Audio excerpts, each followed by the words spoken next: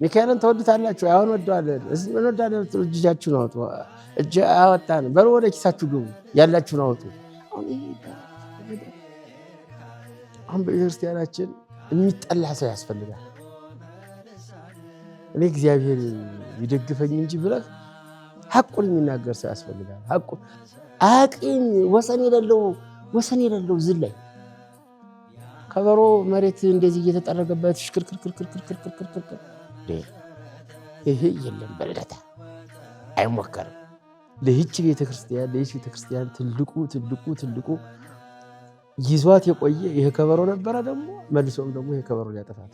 እንደምን አላችሁ ውድ የሚዲያችን የፍኖተ ሕይወት ተከታታዮች፣ ዛሬ ልዩ መርሃ ግብር ይዘንላችሁ ቀርበናል። በዛሬው መርሃ ግብራችን ላይ በከተማችን በአዲስ አበባ ሰፋ ያለ አገልግሎት ከዓመት እስከ ዓመት የሚገለገልባት ጥንታዊ ደብር የሆነችው የማኅደረ ሥብሐት ቅድስት ልደታ ለማርያም ቤተክርስቲያን ሊቃውንትን የሚዘከረን ቆይታ የምናደርገው ቆይታውን የምናደርገው ደግሞ ከሊቀ መዘምራን ዜና ሲራክ ነው።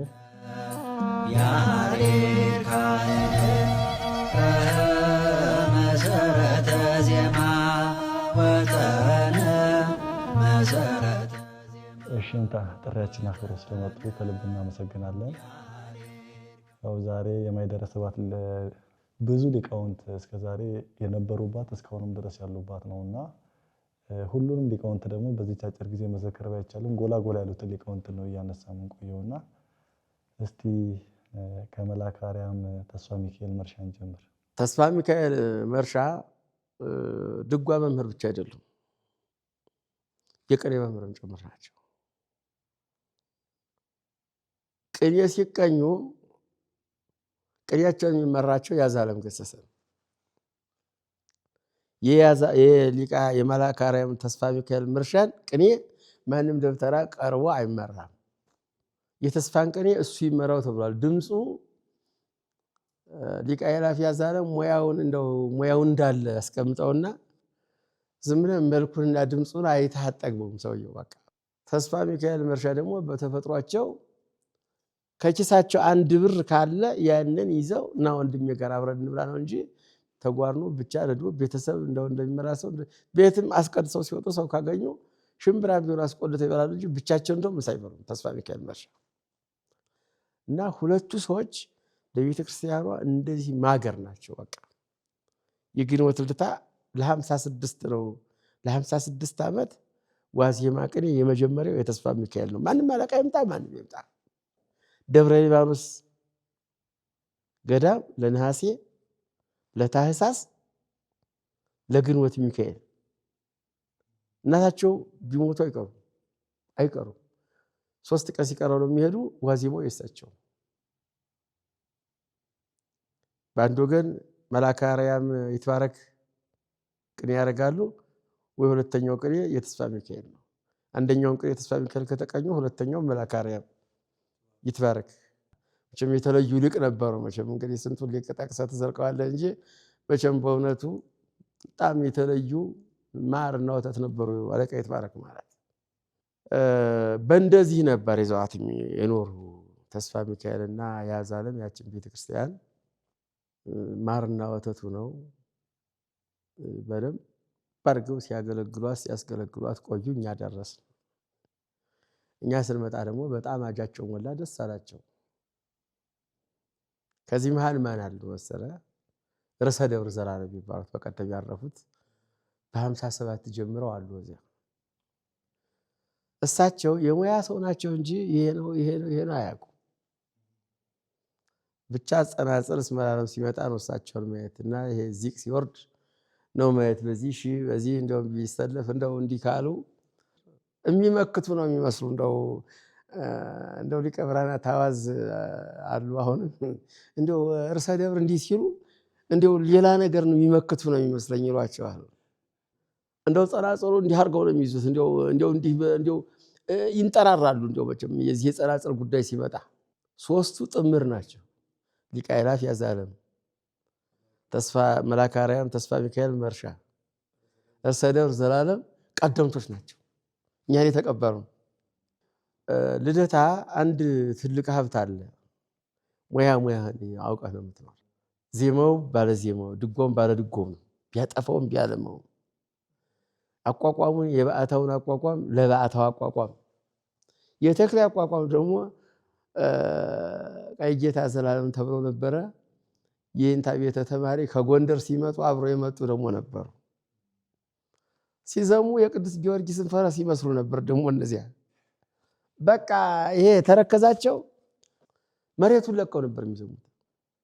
ፈገግታ ነው እዚያ ላይ የምታየው። መምህር ጌጡ የሚባሉ ታላቅ ሊቅ ነበሩ። የቅኔው መምህር ፈገግታ ነው ዝምለት 12ቱ ሰዓት ወይ 16ቱ ሰዓት በቃ እንዳንድ ቅጽበት ደቂቃ ነበር የሚቆጠር። እስመላለሞቹ እነዚህ እነ ማርያም ሳሬት እነ ጸሎትክሙ ጽንዕት እነ ደርዮሙ ሲጸነጸሉ እነ በጻ ሲጸነጸሉ እንዲያው ማይነቷም ጠባብ ናት። እንዲያው አይን ላይ እንዴት እንዳይመታቱ እንጂ አንዱ አንዱን አይቆጣጠሩም። ዝም ብሎ እንደው በስሜት በፍቅር የጋለ በቃ አገልግሎት ነበር በቃ። መቼም የነዚህ ሰዎች አገልግሎት አይነገርም። ሊቀ አእላፍ ያዛለም አፍሯቸውን ስታይ ዘመናዊ ሰው ነው የሚመስሉ። ቤተክርስቲያን ውስጥ ሲገቡ ደግሞ ሌላ ሰው ናቸው። ወንበር ተደርጎላቸዋል፣ አይቀመጡም። እንደዚህ ሰዓት እንደው ሽንት ቤት ደርሼ ልምጣ የሚባል ነገር አይታሰብም። ተስፋ ሚካኤል የራሳቸው ጸጋ አለ። ተስፋ ሚካኤልን ማህሌት ውስጥ እንቅልፍ እንዲያርጎ አይናቸውን ከርኖ ታየው የሚል ሰው አይገኝም። መቼም እንደው ባህሪያቸው አንድ አይነት ነው። ነገር ማለት እንደዚህ ሲገለገል እንደው ያዘላለም የሚባለው ለኔ ባታውን ጸናጸል በእውነቱ አይደለም ቀረጸን ነው ሁላችንም በባታ እንዲህ ነው ይላል ሊቀ አእላፍ ያዛለም። ቅኔም ዘራፊ ናቸው። በተክሌ አቋቋም የእንታ ገብረ ማርያም አቋቋም የሚባለው እዚህ ወደ ገረገራ ወደ ወዱ አለ። በዚያ የተካኑ ናቸው። እንደገና ዋሸራ እንታ ወልደ ሚካኤል የሚባሉ ከዚያ አስመርቀው ነው የወጡትና ተክሌ አቋቋም ሲዘመን ስታያቸው አንደበት ነው፣ እጅ ስራው ሌላ ጉዳይ ነው። ደግሞ አያዘላለም የሚባል በወዲ ያለ ግራና ቀኝ እነሱ ሲሉት ዓለምን ትረሳለህ። እውነት ለምን ይነጋብኛል ነው የኛ ጥያቄ። ለምን ይነጋል ነው ምን እና መልአከ አርያም ሄዱ። አለቅነት ተሾመው መጡ። አቡነ ተክለ ሃይማኖት በጣም ይወዷቸው ያከብሯቸው ነበር። ጠርተው ቦታዋ ማኅደረ ስብሐት እንድትባል አለቃው መልአከ ስብሐት እንዲባል ብለው ይህ መልአከ ስብሐት ስያሜ ልደታ የመጀመሪያው ጽርሐ መልአከ አርያም ተስፋ ሚካኤል መርሻ ናቸው። ደስ የሚልህ እንደው ታሪክ መልአከ አርያም ተስፋ ናቸው። እዛች ቦታ ላይ ስብሐተ ነግ ዳዊት ማስተዛዘል የጀመሩባት ብዙ ሊቃውንት ነበሩ። ግን ርስት ስለነበረ ያን ጊዜ አይቆመው ነበር። ሴቶቹ ልጆቻችን ርስት ይነቀሉብናል መቆም ሲያቀታቸው ብለው ሰው ሞኝ አይደለ በጥበብ የሚጎረስ እየመሰለው ይሄ ነው። አሁን እኛ ዓለሙ እና እኛ ሳንታወቅ የምንኖረው በዚህ ነው። የያዙትን ሁሉ ለልጅ የሚጎረስ ሲሆን ምን ችግር ነበረ? እግዚአብሔር ላልፈቀደው ነገር የቀረበ እንጀራም አይበላም ልጅ። ነገር ልጆቻችን ርስት ይነቀላሉ ብለው ስንት ሊቃውንት እያሉ ዳዊት አይስተዛዘልም ነበር። በ57 ነው መልአከ አርያም ተስፋ ድጓ መምህር ተብለው ሲሾሙ ባካችሁ ፍቀዱልኝ ብለው ጌቶች እያሉ ሄደው በየቤቱ አስፈቅደው መጥተው ምዕዛል ጀምረው እያሉ እኛ ደግሞ 71 ክረምት ላይ መጣንና 73 እኛ ደግሞ ጉልበተኞች ሆን ጾመ ድጓ መቆም አለብናል። ከዚህ ላይ ከባድ ረብሻ ተነሳ። አለቃው እሳቸው ናቸው። በአጋጣሚ የዚህ በየምድር ሰው ይበዛል እየተባለ ይወራል። እዚያ እነዚህ ዘመዶቻችሁ ይቀየሙኛል እንጂ እኔማ እንደው ሰምቼው ብሞት ደስታውን አልችለውም አሉ። የካቲት 23 40 ጾም ገባ። ታምሩ የሚባሉ የምርጡ ለማርያም ሰው የቅኔ መምህር በጣም መንፈሳዊ የሆነ ሰውዬ እሳቸው አሉ። መክበብ የሚባል አለ። ብዙ ስንቱን ቆጥርላለሁ። እንደው አጓንጾ ወርጓ ተቁሞ አይተነጉ እንዴ የፈለገ ነገር ይሆን እንደው አይዟችሁ እንደው በርቱ አሉና ተመካክረን ስንል የካቲት 23 ዝግ ነው። ይህ ቀረህ የማይባል ወርጓ ተቁሟል። ያን ዘግቶልና ቆመው ብለን እንግዲህ ጎበዝ ነኝ የሚል ይቀጥልበት ሲለን ተባቱ ብለን በቀኝ እጃችን ዱላ ይዘን በግራ እጃችን ዳዊት ይዘን ቀጥሎ አለ። ደብተራው ሁሉ ዱላ አዝቦ መጣ ጊዜ አይቆም ይቆማል። ሊቀ አእላፍ ያዛለም ታዋቂ ናቸው። በዚህ በቤተ ክህነቱም በምኑም ታዋቂ ናቸው። ከኛ ጋር አብረው ቆሙ። ቅንዋትን ሲዘሙት ዋሉ፣ ሲሉት ዋሉ። መቼም ድምፅ ነው ሲሉት ዋሉ። ኋላ ደብተራው ሁሉ ክስ እሳቸው ተስፋ ሚካኤል አይምጧላቸው አስቆምኩ እንዳይባሉ ችሎት አይምጧላቸውና እኛ እያገለገልን ስንል ክስ ደብዳቤ ሐዋቂ በጣም ሐዋቂ ሰው አጽፈው ሲሄዱ አንድ ሰው ያገኛቸዋል። ሊቃውንቱ ምን እላችሁ ነው ሲሏቸው ጊዜ ጾመ ድጓ ተቆሞ የማያውቀውን ጾመ ድጓ ቆሞብን ብለን ነው ምን ለሰው ካጉያ ልናቀርብ እናንተ ስራችሁን በገንዘብ እጃችሁ ትለቁ ካልቻላችሁ ልቀቁ እኮ ነው የምትባለው። አራርፋችሁ ቁጭ በሉ ሲሏቸው ያንን ቀደዱ። የጧቷን ስብሐተ ነግህ እየቆሙ ትተው ይሄዳሉ። የሊቀ ጠበብት ካሴ እና የኔ ጸሎተ ፍታት አብረን ነው። መቼ እንገባለን መሰለህ? የምኩራብ ሰኞ እንገባለን። ለዚያ ለጸሎተ ፍታት እስቲ ምን አባቱ የጉዞ ፍታት ሲመጣ ምን አባቱ ሊፈታለት ነው እያሉ ሲፈክሩ 15 ቀን ሙሉ ጉዞ ፍታት ሳይመጣ ቀረ።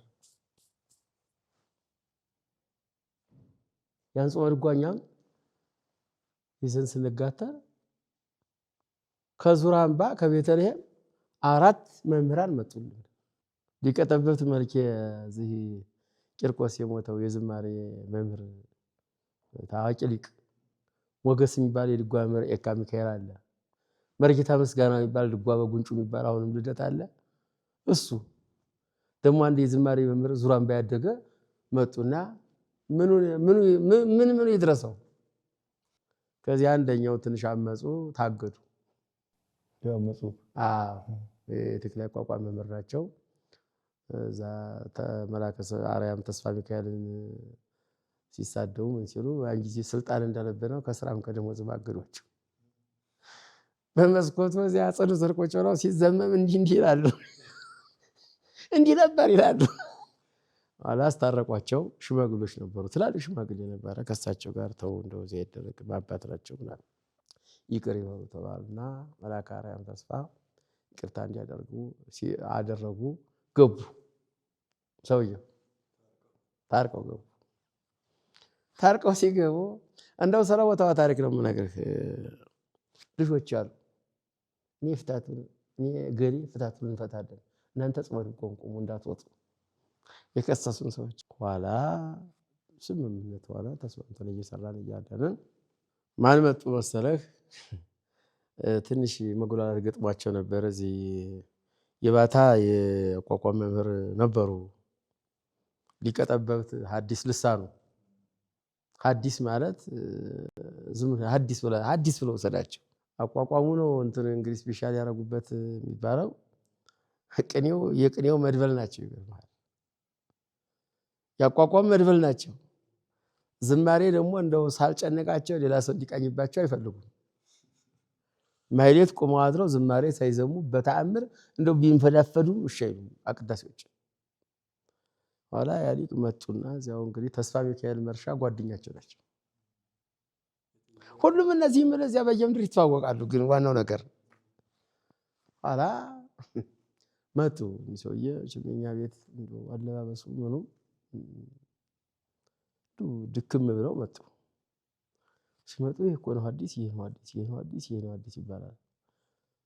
በነገራችን ላይ ከዚያ በፊትም የልደታ ማህሌት የባዕታዎች የሚባል ማህሌት አለ። በዚህ በሳታቱ መቋሚያ መላከ ገነት ጥሩነህ ካረፉ ጀምሮ እሳቸው በኃላፊነት ያን ማህሌት የሚመሩት እሳቸው ናቸው። እስከ ሞቱ ድረስ ነው ማለት። ኋላ ሲመጡ አሁንም ያመቀኝነት መጣ። ሐዲስ ዝም ብለህ ቅኔ ከጎደለብህ ይሄኔታ ብለህ ካቀረብክ ተመሪ ብቻ ነው የምታዝ። ይሄኔ ነው እንዲህ ብለው ወደዚያ ሞድስም ሆነ ተፈለገ ነገር ወደዚያ መግባት ነው እንጂ ወግዲህ የኔ መች እኔ በቀደም መርቻል ብሎ የሚባል ነገር የለም።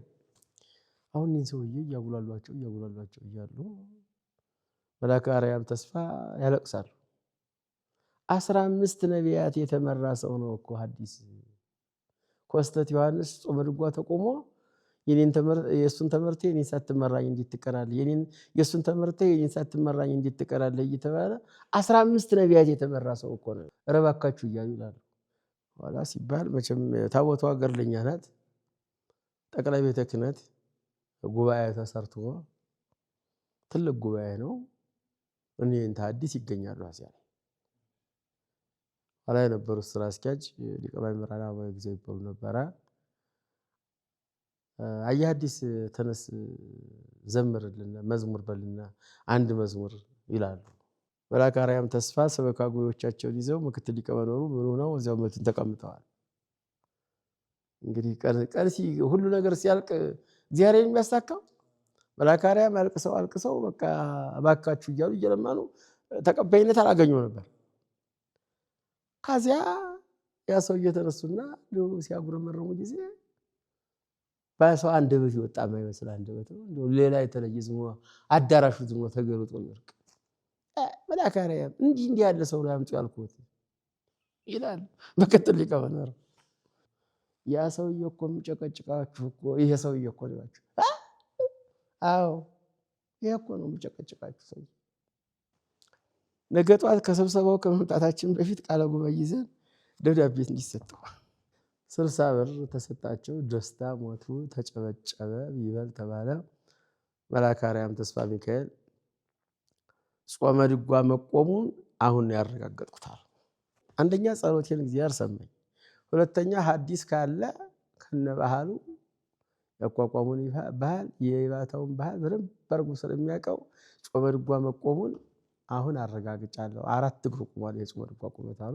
እውነትም እንደተባለው ይህ ቀረ አይባልም። ጾመ ድጓ ከመዚህ የሙሴ ጸአቱም ትዕይንት ተብሎ ተቃኘ፣ ይዘመማል። ከዚህ በኋላ እየዘመምክ ነው የምታረዳው። የዝሉ ቅኔ ማብቂያ ላይ ጻነ ሞገር ይደረባሉ። እስከ 4 ሰዓት እስከ 5 ሰዓት እንቆያለን። የግዕዙ መጨረሻ ላይ ደግሞ መስከረም ላይ ደግሞ ግዕዙ ጻነ ሞገር ይደረባል። የእንተ አዲስ በነበሩበት ዘመን ይህንን አስርጸው ያለፉ አባት ነበሩ። በዚህ እንትን እያለነ የእንታ አይመራ መጡ። የእንታ አይመራ ሲመጡ እንደው በደንብ አላስተዋወቁና ያልባሌ ሰው አስመስለው ነው የላኳቸው። የቅዳሴ መምህር ሲባል እኛም ደግሞ ጅል በሽታ አለብንና እንደው ማናውቀውን ሙያ እየናቅን እኛ እናውቀውም ግን እንንቀዋለን። እንደው እንግዳ ሲመጣ እኔ ብዙም አልጨክንም። እንደው ይወቅም አይወቅም እንደው እንግዳ ሲመጣ ትንሽ ጮሌ ነገር ነበርኩኝ እኔ እዚያ ቦታው። ያን ሰውዬ ጎተት አድርጌው ወደ እኔ በላይ ሲጠጋ ብለው ቆሙ አልኳቸው። ቆሙ። እሳቸውም ተቃውሞ እንደመጣባቸው ዝም ነው። እሳቸው አይናገሩም። ይሄን አውቃለሁ አይሉም። ግን ተቃዋሚ ተነሳባቸው ሲያኛው መካከል ደንቆሮ ነው አሉ። እንደው ዝም ምንም የመጣው ምንም ሙያ የለውም አሉ ምናምን። አንድ ቀን የሆነ ወረብ እንግዲህ የሚባል ነገር ወረብ ሲሰጧቸው እሳቸው ደግሞ ትህትና ብለው ነው እንጂ እሳቸው ያን ቀርተው ሌላ የሚቀራቸው ሰው አይደለም። ኋላ የላኳቸው ሰዎች እንኳን ያን ጊዜ ይሄ ምናምን የሚባል ነገር የለም። በሙያቸው ነው የተላኩት ከሽሮ ሜዳ ስላሴ የተሰራ። ኋላ ያው ቅኔ የሚባል አለ ተራ ተሰጣቸው።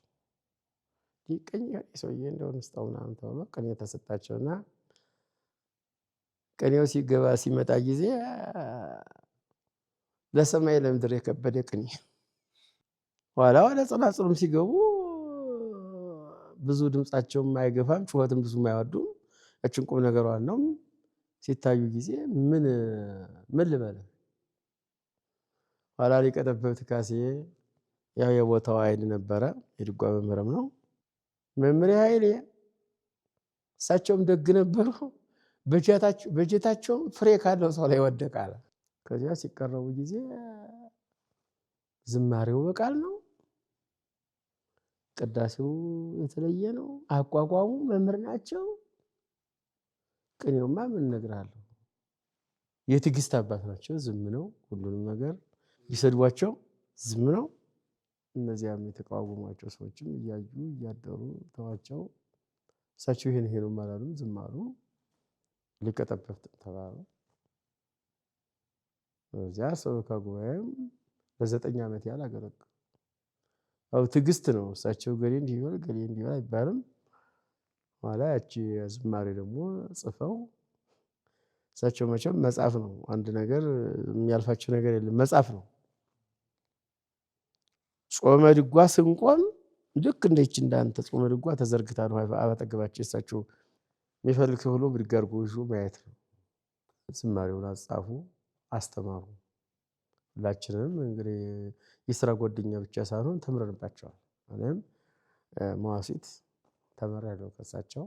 አይመረ ይህ ቀረህ የማይባሉ አንደበተ ቁጥብ፣ ቸር፣ ወንድም ወዳድ ደግ ሰው ነበሩ እና ብቻ የእኛን አባቶች በምን እንደምገልጣቸው አይገባኝም።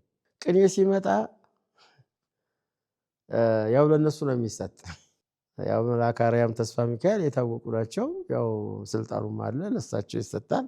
ከዚያ ቀጥሎ ለሊቀ አእላፍ ያዛለም ይሰጣል። ከዚያ ቀጥሎ የእንተ ሐዲስ አሉ የእንተ ሐዲስ ይሰጣል፣ ለአይመረ ይሰጣል፣ ለዘላለም ይሰጣል። ከነዚህ አያልፍም። እኛን ያው ደረጃችን ማልደረስን ያው አጋፋሪውም ያው ለነሱ ነው አያዝም። ከነሱ አያልፍም ቅኔው ስለሚባል ከሚገርመኝ ከማንም አበላጥ አልችልም። ርዕሰ ደብር ዘላለም እንደውም ቅኔ ትንሽ እሳቸው እንደው ፈካ ይላል ነው የምንለው እኛ። የርዕሰ ደብር ዘላለም አራተኛ ናቸው አምስተኛ የሆኑት አሁን እሳቸው ሲመጡም ቀደምት ናቸው። እንደውም መምህር ጌጡ ምን ይሉ ነበረ? የተማርከው ከኔ ልጅ ነው፣ ቅኔ ግን ይለይብኛል ከየት አመጣህ ይሏቸው ነበር። አንድ ቀን ከስራ ቀርተው ከቤተክርስቲያን አገልግሎት አንድ ቀን ከጸሎተ ፍታት እንግዲህ ልደታን የሚያልቦታ 5 ሰው ቢሞት 5 እዝል 5 እስመ ለዓለም ተቃይንቶ የሚፈታበት ቦታ ርዕሰ ደብር አንዱም እንኳን አንድ ቀን ደከመኝ ብሎ ቀርቶ አያውቁም። አንድ ቀን መዝሙር አንድ ቀን ወርባል ደከመኝ ብሎ ቀርቶ አያውቁም። እነዚህኞቹ አባቶች እንኳን በሙያቸው ሆኑ ይህን ያህል ብዙም እንደው አለ ያለም እንደው በአባትነት ሲደክማቸውም ቀርተው ሲመጡ ማገልግለው ነው። እኒህኛው ሰውዬ ግን ርዕሰ ደብር ዘላለም በዚህ ይለያል። ይገርማቸዋል። ታዲያ እያገለገሉ ሞቱ። 3 ወር እኮ 4 ወር አልቀሩም ከቤተ ክርስቲያን። እስከ 86 ዓመት ሙሉ ማገልገል ማለት እንዲህ ቀላል ነገር አይደለም። ሊቃውንቶቻችን እንደው በሐዲስ ቋንቋ የሚገልጽ ሰው ተገኝቶ ቢገልጽላቸው ደስ ይላል። የቦታዋ ታሪክም ነው የምንለው እኛ፣ የቦታዋ ድልም ነው የምንለው። እውነትም እንደ የቦታዋ ድል ነው መሰለኝ። አሁንም አሉ ሊቃውንቶች። የሊቃውንቱን ፍቅር አንስተውልኛልና ለአገልግሎት ያላቸውን ፍቅር መንፈሳዊነታቸውን በደንብ ነው የነገሩኝና ያው መቼስ አሁን እንደሚታየው ቅኔ ማለት ላይ ብዙም አገልግሎት ፍቅር አይታይም፣ የመጠላላትም ነገር አለና ከነዛ ሊቃውንት ምን እንማር የሚለውን ነገር እስቲ። ማኅደረ ስብሐት ልደታ ብዙ ቀን አርያም ይቆምባል ነበር። ብዙ ቀን 5-6 ቀን ነበር የምንቆም በፊት። እንደው ሀነቀኑም ራሱ ማስታወስ ይሻላል። የነሐሴ ኪዳነ ምሕረት እንቆም ነበር። ጥር 1 ቀን የእስጢፋኖስ እንቆም ነበር። ታኅሳስ 1 ቀን እንቆም ነበር። ማኅበርና ደናግል እንቆም ነበር። የማኅበርና የደናግል ደረቅ አርያም ስለሚባል አሁንም ይቆማል። ሙያው አለ፣ ምንም ቢበልጥ እንጂ የሚያንስ ነገር አይደለም። ሙያው አለ። ታኅሳስ 1ም በአግባቡ ይቆማል። ማኅደረ ስብሐት ልደታ እኔ የማውቀውን ያህል አርያም ተጀምሮ አይቋረጥም። የተጻፈው ተፈጸመ ሥርዓተ አርያም እስከሚለው ድረስ ካልተቆመ አንዱም እኔ ነኝ አንረካም። አሁን በቤተክርስቲያናችን የሚጠላ ሰው ያስፈልጋል። እኔ እግዚአብሔር ይደግፈኝ እንጂ ብለህ ሐቁን የሚናገር ሰው ያስፈልጋል። አሁን መናገር የሚወድ የለም። ያጠፋም ዝም ነው የሚባል። አሁን በቤተክርስቲያን ላይ ትልቅ በሽታ ያለው እያጠፋ አጥፍተሃል የሚል የለም። ቤተክርስቲያን ላይ እውነቱን እውነት ውሸቱን ውሸት ማለት ነው የሚገባው። ስርዓት እየጠፋ ዝም ማለት ትንሽ ይከብዳል ብዬ እገምታለሁ። አሁን ጽጌ እየተቆመ ነው እንደ በአዲስ አበባ አቅም ወሰን የሌለው ዝላይ ከበሮ መሬት እንደዚህ እየተጠረገበት ሽክርክርክርክርክርክርክርክር ይሄ የለም በልደታ አይሞከርም። እኛውን ሸምግለናል። እንደው አንዱ እንኳን ሊል ጉሮሮ ነው የሚያንቁት ልጆቹ። የነማን ቦታ መሰለህ ነው ደስ ይልሃል። ማህሌተ ጽጌው እኮ አይባልም። ማህሌተ ጽጌው ካልተባለ ምን ያደርጋል? ለይህች ቤተክርስቲያን ትልቁ ይዟት የቆየ ይሄ ከበሮ ነበረ። ደግሞ መልሶም ደግሞ ይሄ ከበሮ ሊያጠፋት ይህች ቤተክርስቲያን ሰብኳት የቆየ ጸናጽልና ከበሮ ማንም አባቶች ይመሰክራሉ። ሊቃውንቱ መምህራኑ ማን ሰብኮት ነው? ወንጌል ማቴዎስ ወንጌል፣ ሉቃስ ወንጌል ተብሎ ተሰብኮ አይደለም። ከበሮና ጸናጽል ነው እዚህ ያደረሳት። አሁን ግን መልሶ ሊያጠፋት ከበሮ ራስ ላይ እየወጣ እዚህ ላይ አድርጎ ይመታል። ይሄን ከማየት ሌላ ጥፋት ምን አለ ብለህ ነው? ለምን ይሆናል? በእግዚአብሔር ቤት የቤተ ክርስቲያን ውበቷ መልኳ ምንድን ነው? ስርዓቷ ነው። ምልጋሙ ካለበት ላይ ተደግሞ፣ ቅንዋቱ ተዘሞ፣ አርያሙ ተዘሞ፣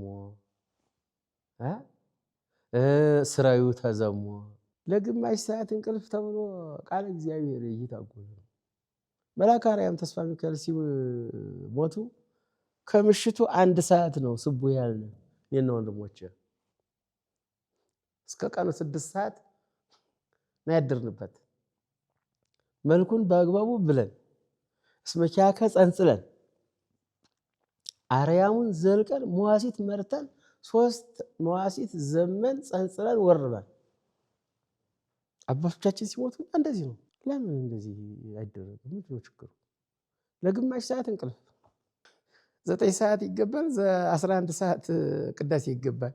ይህ ባይሆን እኔ ለልደት አይደለም ማምረው እንዳጠቃላይ ስለ ቤተክርስቲያን ሊቃውንት ጉባኤ እስከታይ መውረድ አለበት። በየቤተክርስቲያኑ መኖር አለበት፣ በወረዳው መኖር አለበት። ሊቃውንት ጉባኤ ወርዶ አገልግሎቱን ማየት አለበት። ስርዓተ ዋዜማ በአግባቡ ይደርሳል ወይ?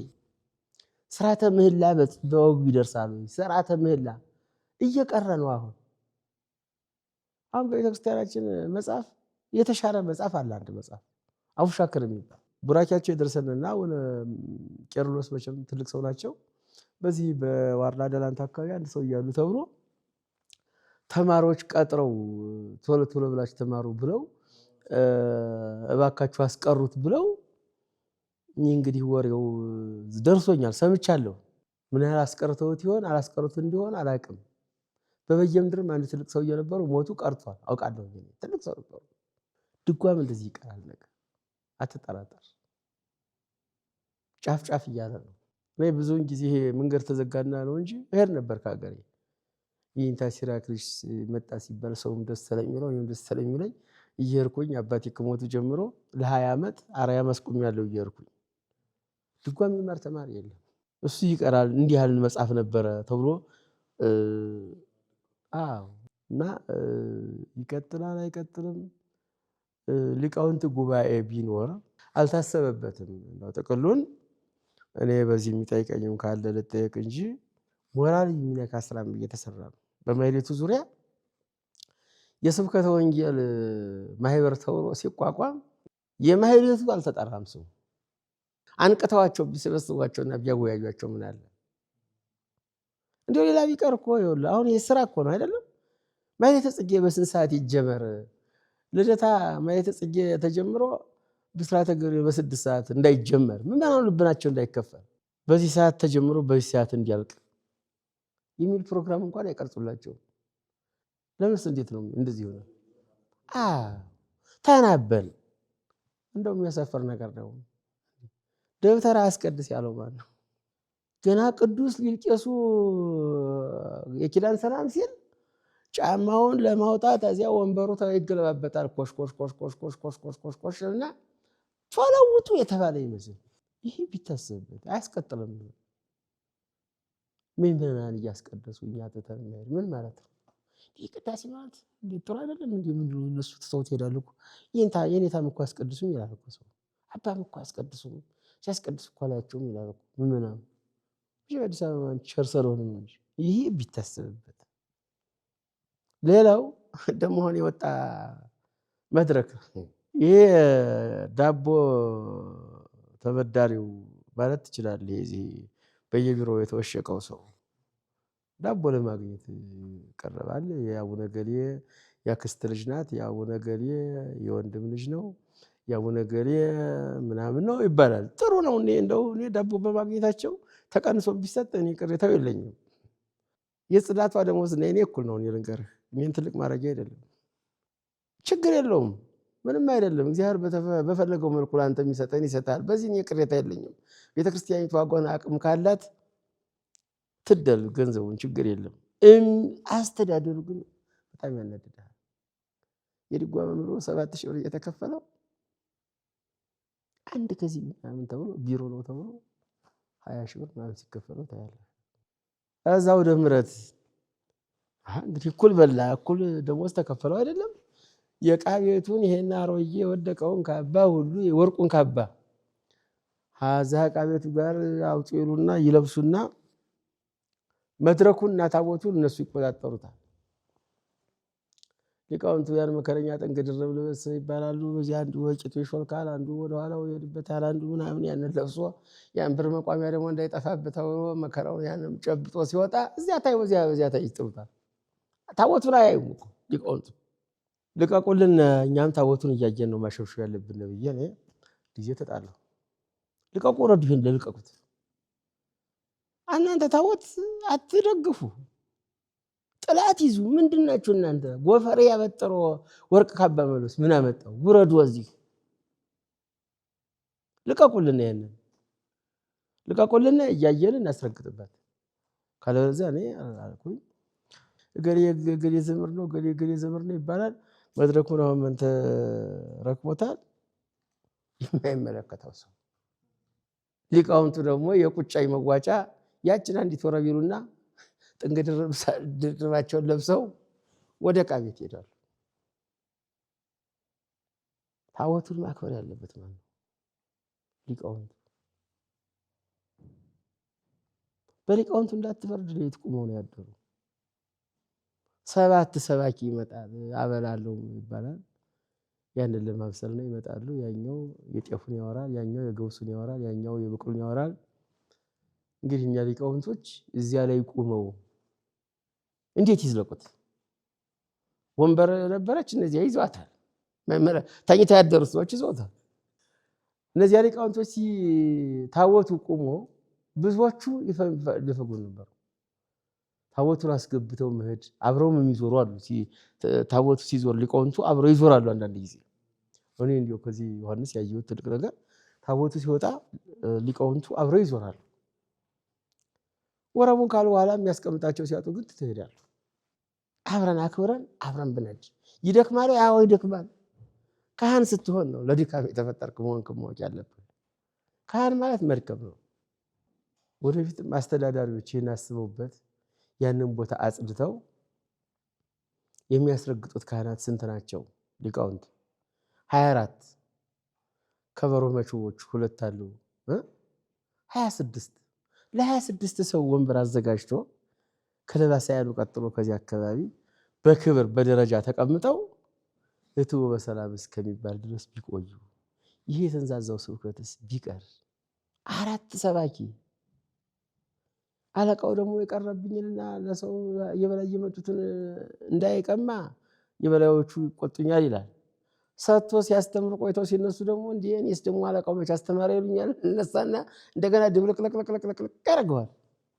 መጀመሪያው ነው ይህን ህዝብ ይሄ አስተማሪ ይመጥነዋል። አንተ በዚህ በሊቃውንት እኮ ትልቅ ነገር ትልቅ መስፈርት አለ እኮ። ዝም ብሎ አቋቋምህ መረው ተብሎ እኮ ድንጡን አጉያይዞ አይልም እኮ። እገሌና እገሌ መድረኩን ይመጥኑታል፣ እገሌና እገሌ እንድትወረቡ ነው እኮ የሚባለው። የሚመጥን ሰባኪ ምጥን አድርጎ በደንብ አድርጎ ካስተማረ በኋላ አስገድዶ ሊቀማው ነው እንደ ሰው። ይሄን ያህል ብር ካልሞላ ታቦቱ አይገባም። አሁን የትውልድ ይሄን አያውቅም። ሚካኤልን ተወዱታላችሁ? አሁን ወደዋለን። ምን ወዳለን? እጃችሁን አውጡ። እጅ አወጣን በሉ ወደ ኪሳችሁ ግቡ፣ ያላችሁን አውጡ። አሁን ይሄ ይባላል መድረክ። ይሄን ያህል ሺህ ብር ዛሬም በግድ ማስገባት አለብን። ይሄን ያህል ሺህ ብር ካልገባ ታቦቱ አይገባም። እኔ ሚካኤል ሲል ሰምቼ ይሄን ከምሰማ ብዬ ታቦት ሳይገባ ትቸጃለሁ። ይሄ ሁሉ ይታሰብበት። ኧረ እንደው ሰንፋችኋል፣ ሁሉም ወጣቱ ሰንፏል። አያስቀጥልማ። ይሄ የዓለሙ ሕዝብ ተጫውቶ የጨረሰው ቁማር ነው። እኛ ቤተክርስቲያን ፍጹም ሊገባ አይገባም። ተወደዳችሁ እልል በሉ። ይሄ ነው አሁን ትምህርቱ። ምንድነው? አጨብጭቡ። ለመድኃኒዓለም ክብር መግለጫ 10 ብር ይዛ መጣልኝ፣ አጨብጭቡ። የመድኃኒዓለም ክብር በብር ይገለጻል። ይሄ ቢታሰብበት። ሊቃውንቱ ብዙዎች ናቸው፣ ግን በኃላፊነት የሚያሰራቸው ሰው የለም። አሁን በእግዚአብሔር ዘንድ ያልተፈቀደ በሰው ዘንድ የተፈቀደ ዝም ተቻችለን ጊዜ እናሳልፍ፣ ዝም በል ነው። አለቃውን እንዲህ ነው ይሄ ምንድነው አለ መሰለኝ የሚደረግ ነገር፣ እንዲህ አትበሉን እኛን። ጸሐፊው ምን አትንኩኝ፣ አስተዳደር አይችልም አትበሉኝ። ሌላም ነገር እንደዚህ የሚባክን ነገርም አለ መሰለኝ፣ ያንን አትንኩኝ። እናንተንም ምን ያልነካችሁ፣ ደሞዛችሁን እንጨምርላችኋለን፣ ዝም በሉ። ደሞዝህ ካልተቀነሰብህ አንተ ምን አገባህ አይባልም። የኛ ደሞዝ ክርስቶስ ነው። እና ቤተክርስቲያኒቱ ትንሽ ወጣ እያለች ነው። የሊቃውንት ጉባኤ ቢያስቡበት ጥሩ ነው። ሊቃውንት ጉባኤ ቢወርዱ ወደታች፣ ካህኑ ብቻ አይደለም ምዕመንም ቢኖርበት፣ የሚገባውን ገንዘብ ለሚገባው ይሰጠው። አንድ የድጓ መምህር የሚታጠቀው ሱሪ አጥቶ አንድ አቃቤት ወይም አንዲት መነኩሴ 7 ካባ ለብሳ እየሄደች ኢትዮጵያ ቤተክርስቲያን ነው የምናስተዳድረው። ተወው፣ ጥሩ ነው። አሁን የሰሜኑን ተወው፣ ምንም ብትመረጭረውም አይለቀውም፣ ምንም አይልም። አሁን ወደ ደቡብ ወደ ጉራጌ ሀገር አንድ ሙስሊም ከነ ቤተሰቦቹ ወደ ክርስትና ተቀብሎ እሱ ጥሩ ካህን ነው እያስተማረ። አሁን ይሄን ሰው የኔት አድርገን ነው ምን ይዘው ወደ ቤተክርስቲያን ይሰረቃል እያለ ነው ምን ይዘው። የኛው ህይወት ይሻለኛል ወደኛ መጥቷል አይደለም፣ ቤተሰቦቹን ጠቅሎ መጥቷል። የሚሰረቅባት ቤተክርስቲያን ናት እያለ ነው እኛ የምናስተምረው የምንስበው፣ ሌላው የሚሳበው። እና ይሄ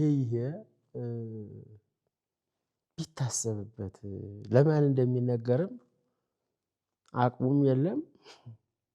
ዝም ልብህ ብቻ ይሄ እንዳልተስማማ ምግብ ሲወጣብህ ሲወርድብህ እየዋለ ነው እንጂ ሊቃውንቱም የሆነ ስራ እየሰሩ አይደለም ማለት ሀቁ። አበል ብቻ ቀረብኝ የሚል ሰው ነው የምትሰማው። እንደው በዚህ ቀን እንደው ግናይ ሳልቆም፣ በዚህ ቀን ምህላ ሳልቆም።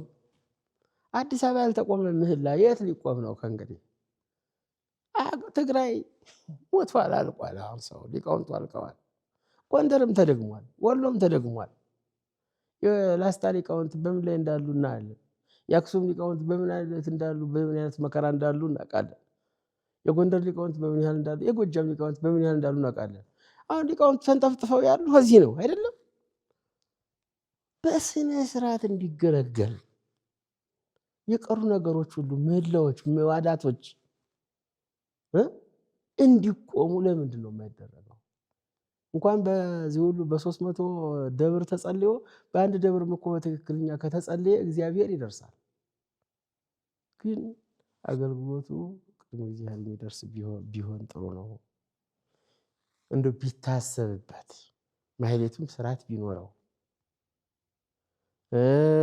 የቀሩ ቃል እግዚአብሔሮች ቢባሉ፣ የማይቀሩ ነገሮች ቢባሉ እና እኔ ብዙ ተናግሬ እንደው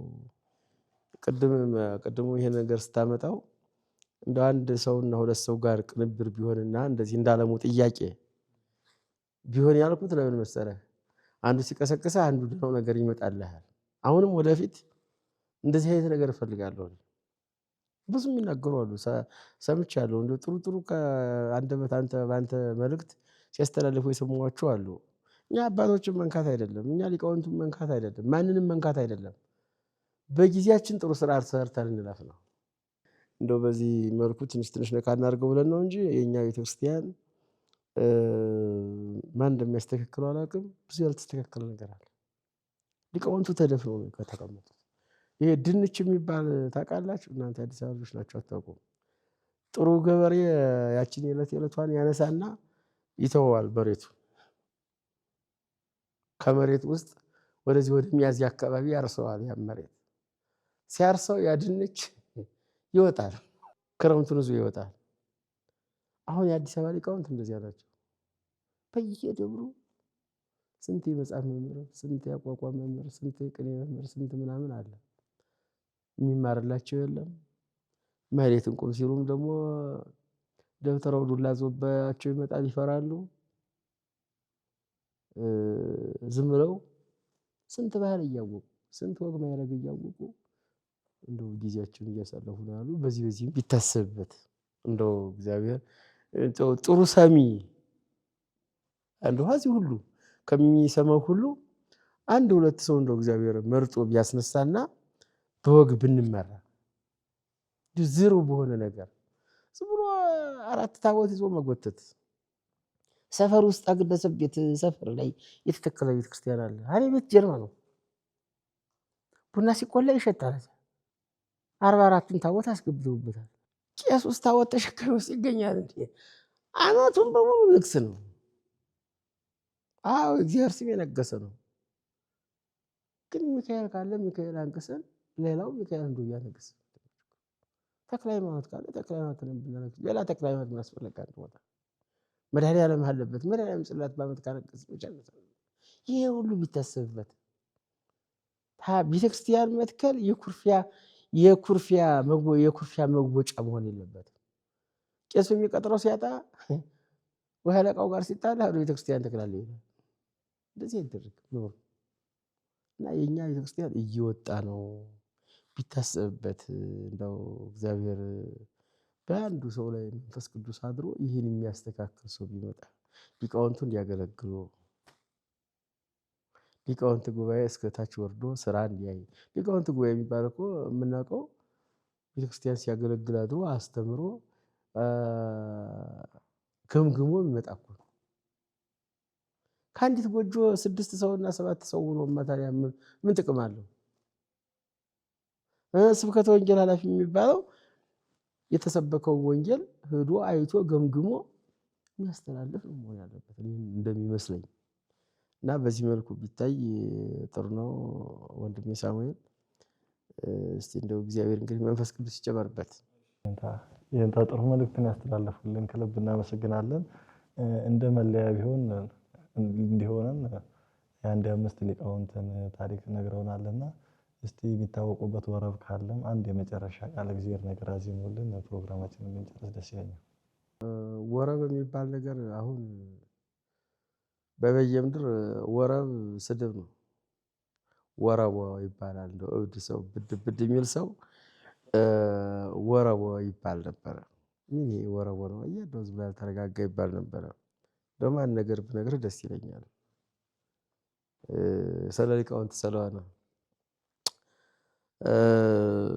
የእንተ ሄኖክ እግዚአብሔር የመረጣቸው ባለፈው እንደነገርኩ እንደነ የእንታ በትረ ማርያም እግዚአብሔር የመረጣቸው ትልቅ አባት ናቸው። ዙራምባ ነው ያደጉት የእንታ ሄኖክ እና አቋቋሙን በገጠር በደንብ አድርገው ተምረው ጓደኛቸው እዚህ ያሉ እንደውም ብትጠይቋቸው አንድ ቀን ጥሩ ነው። ሸንኮሬ መዝገቡ የሚባሉት እሳቸው ጓደኛ ናቸውና እዚህ በወልዶ ወደዚህ ወደ ላይ ወደ ሰቆጣ የሆነ አካባቢ ከትልቅ መምህር ተምረው አቋቋም መምህር ነን ብለን ስንል እንደው በጎንደር እንዲህ ነው እየተባለ እያሉ ተማሪ ያስቸግርና አሉ። ሸንኮሬ መዝገቡ ናቸው የሚነግሩት። ኧረ ወንድሜ እንዲህ ማተብለ እንዲህ ብለን እንኖራለን፣ ጎንደር እንግባና ከየንታ ክፍሌ እንግባ ብለው ጻድቁ ክፍሌ የሚባሉ ነበሩ። የጻድቁ ክፍሌ ታሪክ ደግሞ ከበድ ያለ ነው። እዚህ የሸዋ ሰው ናቸው። ከቀደምቱ ትግሬ የዚያኛው ክፍሌ እየተማሩ እሳቸው ለዓይነ ስውሮችና ለአንካሶች ውሃ እና እንጨት ሲለቅሙ ነበር የሚሉ የጻድቁ ክፍሌ የተባሉት እና ምግብ የሚበሉት ካለቃው ቤት ነው፣ ከበዓት አለቃ ቤት። ካለቃው ቤት በዛሬ አጠራር አያምርም። የቤት አሽከር ነበረች። ጥቁር ናት፣ አንደበቷ የማይሰማ ናት። ግን ህልም አየች ይባላል። ህልም ታይና ለጌታዋ ትነግራለች። ገቶች አቤት የኛ ቤት እየመጣ ምግብ የሚበላ ሰውዬ ተማሪ ባታ ጉልላቷ ላይ ወጥቶ ሽንቱን ሲሸና አየሁት ትላለች። የእንታ ክፍሌን ጻድቁ ክፍሌን እዚህ ሸዋ ክፍሌ ሸያ ክፍሌ በዚህ በበየምድር ሁለት ስም ሲሆን በአገሩ ስም ነው በአገሩ ነው የሚለዩት። ሸያ ክፍሌ ሸያ ትግሬ ክፍሌ ወሎ ምናምን እንደዚህ እየተባለ ነው የሚለይና ትነግራቸዋለች። አባቶች ደግሞ በእነዚህ በቤት አሽከሮች ህልም ያምናሉ። እነሱ እንደ እንስሳ እየሸጥናቸው እየለወጥናቸው እግዚአብሔር ከነሱ ጋር ነው እኮ እያሉ ያምኑባቸዋል። እኛ ሰውያችን ነገር ቀርቀብ አድርገው ይዘው እንደተቀመጡ እኛ ትግሬ ክፍል የምስክሩ ይሞታሉ። ይህን የአባጃሌ ዚቅ የጻፉ ጻድቁ ክፍሌ ናቸው። አባጃሌ ዚቅ የሚባል ድሮ አልነበረም። እኒህ ናቸው እሳቸው ናቸው የጻፉት። አላይ እነግራቸው እንደተቀመጡ እኛ ሰውዬ ያርፋሉ። ሲያርፉ አይ ይሄ ሰውዬ እንዳይሄድ ዛሬ አገር አይጠየቅም ነበር። ያን ጊዜ የቤተ ክርስቲያን ሰው ነው፣ የቤተ ክርስቲያን ልጅ ነው፣ መንፈሳዊ ነው የሚባል ነበር እንጂ እዚህ ቆላ ተወለደ ደጋ ተወለደ የሚባል አልነበረም። ዛሬ ነው ያርገውና ዛሬ ግን እሺ የሚል የለም። በእውነቱ ሁሉም ተበላሽቷል። ጎንደርም እንደዚህ እያለ ነው የማይታወቅ ነገር የሀገራችን ልጅ የሚባል መጥቷል እና ያ ሰውዬ ሲሞቱ የእንታ ክፍሌ እንደሄዱ ተብሎ ቀሃ እንደውም ወንዙ ጠብቁ ተብሎ እንዳይወጣ ተብሎ ይሄን ኃላፊነት ትሸከማለህ ሲሏቸው አይ እኮ ቀለሙን አልያዝኩትም ይላሉ። ቀለሙንማ ተማሪው ይዞት ይመጣል፣ አንተ ቦታውን ብቻ ሸፍንልን፣ መንፈሳዊ ሰው ነህ አንተ ምናምን ብለው እኒያን ሰውዬ ያስቀምጧቸዋል። እያለቀሱ ሲሾም የሚያለቅስ አለ ዛሬ። አልተሾምኩ ብሎ ዛሬ በነክሶ ሁሉ ድንጋይ ሲወረውር ይሆናል እንጂ ጎቦ ሲያጠራቅም ይውላል እንጂ አሁን ያ ሰውዬ እምቢ ብለው ሲሉ ተማሪው በቃ ተገውቶ ሲል ያቺው ሴትዮ አሁንም ህልም አየሁ አለች። እንዴት ያለ ህልም አየሽ ሲሏት ጊዜ እኛ ቤት የሚመጣ ሰውዬ በአራቱ ማዕዘን 9 ዕውር አሞራዎች መጥተው ስጋውን በልተው ደሙን ሲጠጡት አየሁ። ልብ በል እንግዲህ ሳሚ ይሄንን ነገር 9 አሞራዎች ዕውር አሞራዎች ከአራቱ ማዕዘን መጥተው ስጋውን በልተው ደሙን ሲጠጡት አየሁ። ያቺ ባሪያ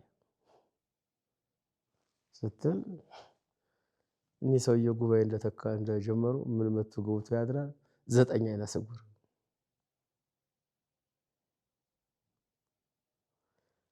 9 አይነ ስውር።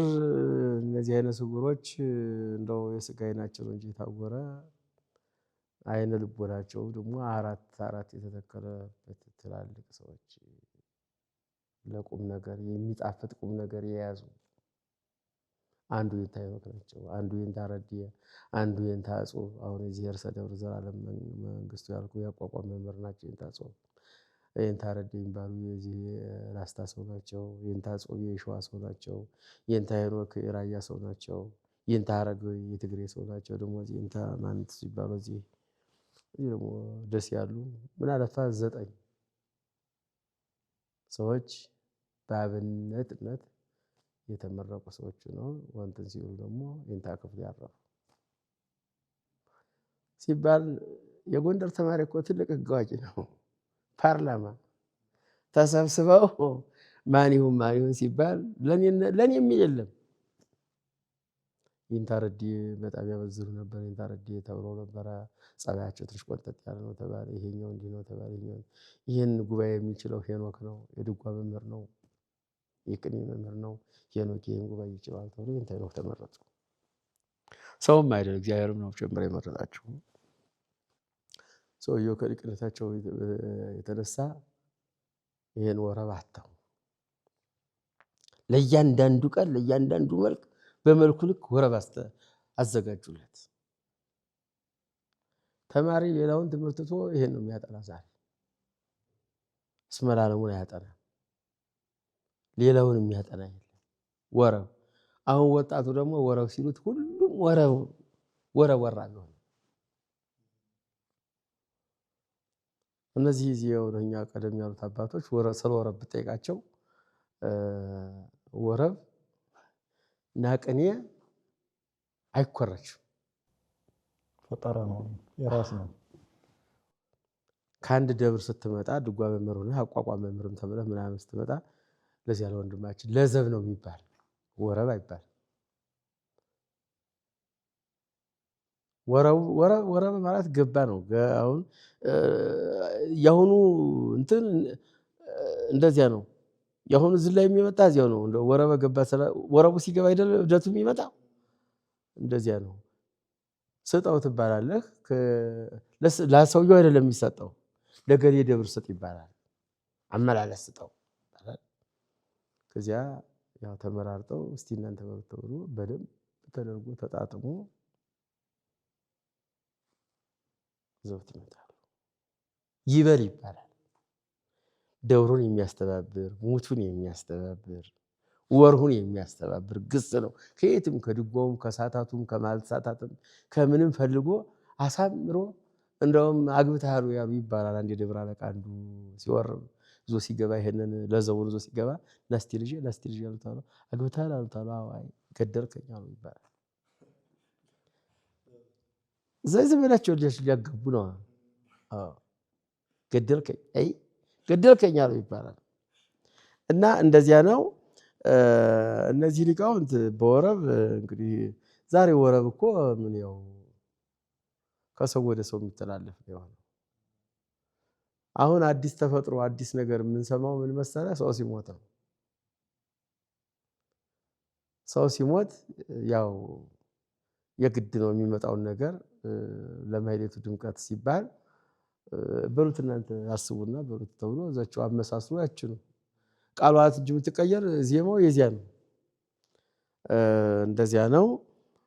ሊቀ አእላፍ ያዛለም የጎንደር ተማሪም ስላልነበሩ ያው ሊቅ ስለሆኑ ሁሉንም እያጣጣሙት መጡ እንጂ ጸናጽሉ ለየት ይል ነበረ። እንግዲህ የሚሰራቸው ነገር ስላልነበረ ሁሉንም ነገር አጣጥመውት የጎንደሩንም ቀለም ሁሉንም አጣጥመውት ይኖሩ ነበረ። ግን ይገርማል፣ አንዳንድ ቦታ ላይ ግሰሱ ሲባል ለመድረስ ባትደታ ብዙ ጊዜ ገሳቸው ነበሩ። ግስን ገስት እዚህ አንድ ቤት ወራ የሚባል ነበር እና የጽጌም የተፈጸመለት እሳቸው ናቸው የሚወርቡ። ጎንደር ተማሪ ያኮርፋሉ አሉ። አሁንም በጎንደር የሌለ ምናምን ይላሉ። አይ ጅሎች ዝም ብላችሁ ብታዳምጡ ብትሰሙ ጥሩ ነው፣ ግድ የላችሁም። ይሄ እኮ ከዚያ በፊት የተወረበ ነገር ነው እያልን እንላቸዋለን። ሊቀ አእላፍ እንደው ማስታወሻዎች አሏቸው። እንደው እንግዲህ ምን ያደርጋል ቀሰቀሳቸው መቃብር ውጭ እንጂ በሳቸው አንደበት ብትሰማው ደስ ይል ነበር። ከእንግዲህ ግን መች የሚደረግ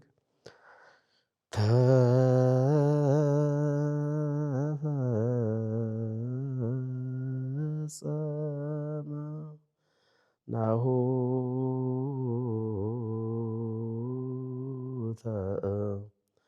ተፈጸመ ማህሌተ ጽጌ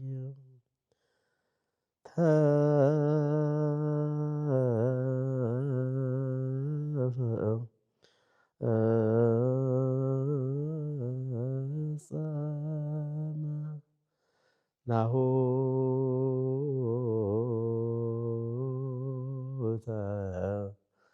ተፈጸመ ማህሌተ ጽጌ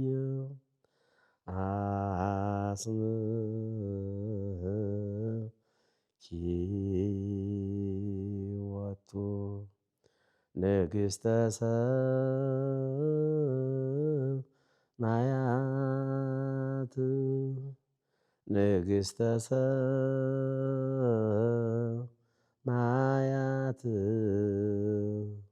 ወላዲተ አምላክ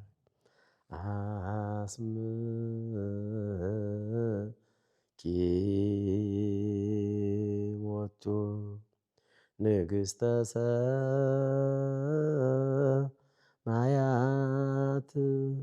ንግሥተ ሰማያት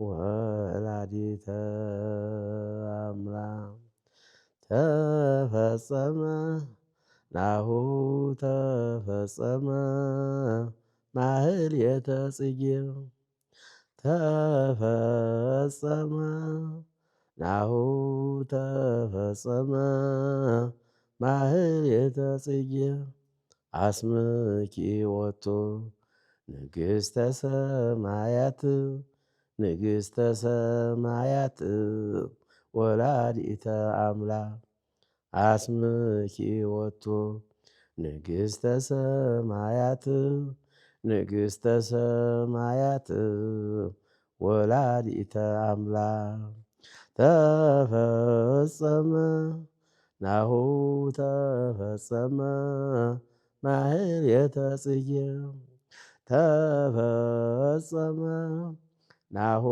ተፈጸመ ማህሌተ ጽጌ አስምኪ ወቱ ንግሥተ ሰማያት ንግሥተ ሰማያት ወላዲተ አምላክ ይሉ ነበረ።